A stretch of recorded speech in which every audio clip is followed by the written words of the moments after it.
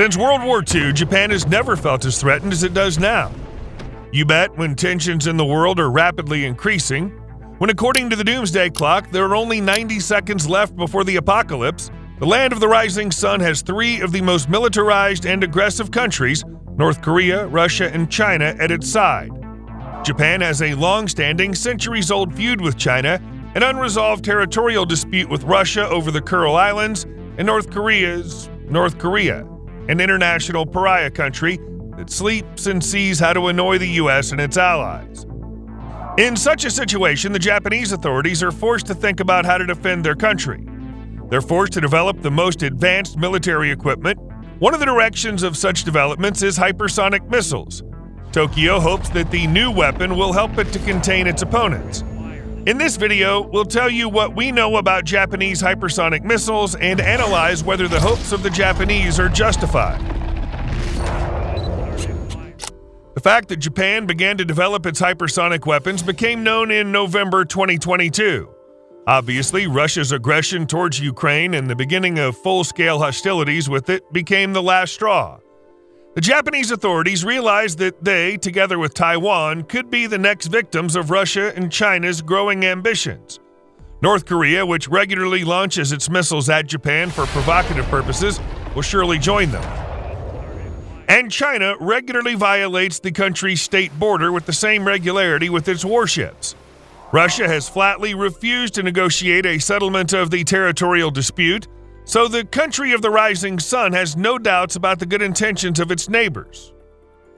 Also, the decision of the Japanese authorities was influenced by the information that China began operating hypersonic missiles in 2020, Russia deployed them in 2019, and in 2021 conducted launch tests from a submarine. As a result, Japan has completely revised its national security strategy.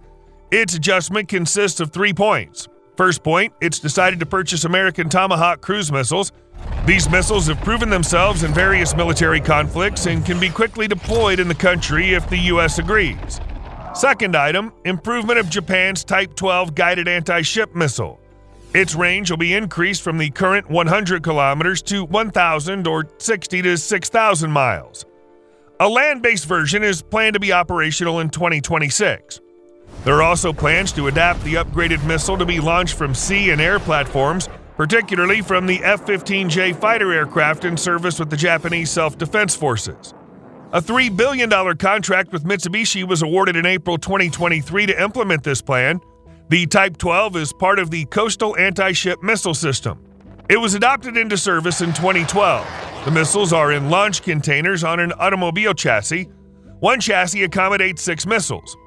Due to the tenfold increase in range, the dimensions of the modernized Type 12 missile, of course, will increase, so the chassis will have a smaller number of missiles, 2, maximum 4.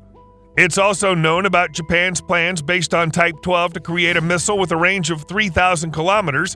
In this case, its kill radius will be enough to reach Beijing, as well as the Russian cities of Chita, Ulan-Ude, and Irkutsk.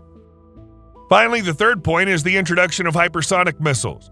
Compared to Tomahawk and Type 12, they're more difficult to intercept, so they can increase the effectiveness of threat deterrence. It's noteworthy that Japan intends to develop hypersonic missiles by its own forces without the help of the United States.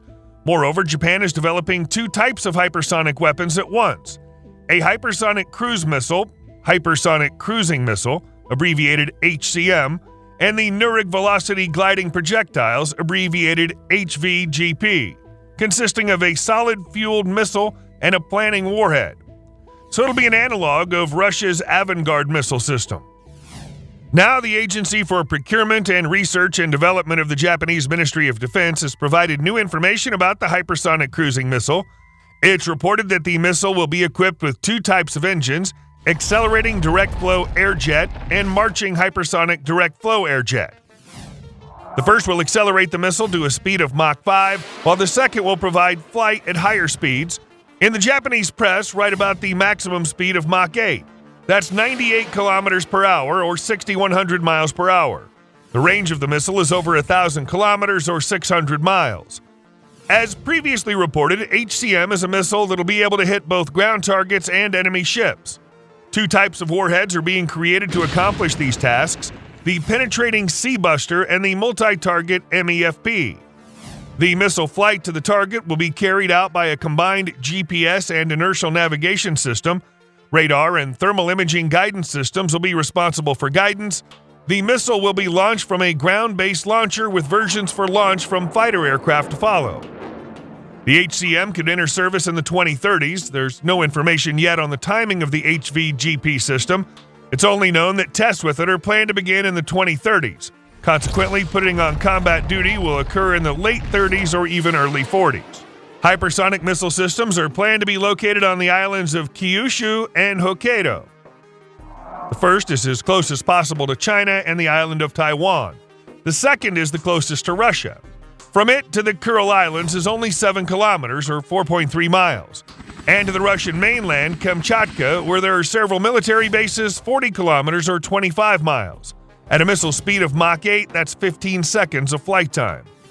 But apparently Japan wants to reassure itself. As reported by the Japanese newspaper Sankei Shimbun, the U.S. may deploy its LRHW hypersonic systems in Japan. It's planned that the latter will be able to hit targets at a distance of almost 2,800 kilometers or 1,740 miles. Japanese authorities, according to the sources of the publication, are ready to begin serious discussions on the plan to deploy these missiles on the territory of the country. Sankei calls the purpose of such deployment the desire of the U.S. and Japan to balance the strategic balance in East Asia and prevent the use of force by China. The U.S. and Japan intend to neutralize Chinese restriction zones for U.S. forces, which requires the deployment of medium-range missiles. The U.S. has no launchers or land-based missiles with a range of 500 kilometers to 5,500 kilometers, or in miles 310 to 3,400, until 2019, according to the Intermediate Range and Shorter Range Missile Elimination Treaty with Russia, which was in effect until then. While China now has about 1,250 such missile systems, the publication writes, it's known that the Americans are interested in placing missiles on the first island chain in the Pacific Ocean, which is usually conducted from Kamchatka to the Malay Peninsula. In the context of Japan, according to the sources, most likely we can talk about the island of Kyushu because of its proximity to Taiwan. But to the discussion of specific locations in the negotiations, the matter has not yet been reached. It's noted that for the first time, Washington had a corresponding conversation with Tokyo representatives 3 or 4 years ago during the premiership of Shinzo Abe. Now let us understand whether hypersonic weapons will be effective against such well-technologically equipped armies of China, Russia, and North Korea. In our opinion, a period has now begun in the field of missile weapon development when the sword is stronger than the shield, so hypersonic missiles are stronger than existing missile defense systems. Judge for yourself. There are, in principle, 2 types of interception: counterattack and pursuit attack. The first option assumes that the anti-aircraft missile flies to a computer-calculated point of encounter with the missile, but modern ballistic missiles have already begun to maneuver during flight. For example, the Russian Iskander operational tactical missile does this, so predicting the point of rendezvous becomes impossible. Now, anti-aircraft missiles are equipped with homing heads with different guidance principles: thermal, laser, and television. However, the use of homing heads assumes that the anti-aircraft missile can actively perform maneuvers with overloads up to 25 to 30 grams so that the attacked missile does not slip past. After all, there's a convergence on counter courses at supersonic speeds. But in the case of maneuvering, hypersonic missile approach time will be even more reduced, which means it's necessary to maneuver with even greater overloads. But so far, there are no structural materials that can withstand overloads, for example in 50G. In the case of the variant, when the anti-aircraft missile catches up with the target, it should itself be hypersonic with even greater speed than its target. But first, the time to catch up with the hypersonic missile will be reduced. After all, it'll reach the target faster than a supersonic missile. Second, the target is maneuvering. This means that it's necessary to make maneuvers, but at hypersonic speed. And overloads are proportional to the square of the speed, so if the speed of the missile increases twice, for example from 4 to 8, then overloads during maneuvers at the same time angles of rotation will increase by 4 times. If it was 25G, it'll become 100G. So those experts say that there is no defense against hypersonic missiles now. It can be shot down only by accident, and this situation will continue for at least 10 years. Thus, having hypersonic missiles can cause enormous damage to the enemy. Japan's an island nation, so a land attack is only possible by landing troops, but with hypersonic missiles, you can guarantee the destruction of landing ships of the enemy. 1 missile, 1 ship. 100 missiles, 100 ships. And such losses are unacceptable neither for Russia, nor for North Korea, nor China. So hypersonic weapons can indeed protect Japan from invasion. But with one but, or rather 2 buts. First, if the Japanese develop a hypersonic missile, the U.S. has been developing such a weapon for more than 10 years, but the deadline for putting it on alert keeps getting shifted to the right. Now, the next deadline is 2026. Second, if a sufficient number of hypersonic missiles are produced, for example, the Russians put their hypersonic Kinzhal into service back in 2019, but by April 2024, so almost 5 years later, they've only used about 10 of these missiles on Ukraine. Of course, they have some stockpile of Kinzhal, but still, it's safe to say we're talking about dozens, not hundreds of pieces. Of course, we'd like for there to be no war, neither in Ukraine nor in the Asia-Pacific region. But frankly speaking, watching the course of events, such hopes are becoming less and less. You think Japan will be able to develop its hypersonic weapons? And will there be hostilities in the Asia-Pacific region? In particular, a war between China and Taiwan. Because then the U.S. and its ally Japan will be forced to enter the war. Share your thoughts in the comments below.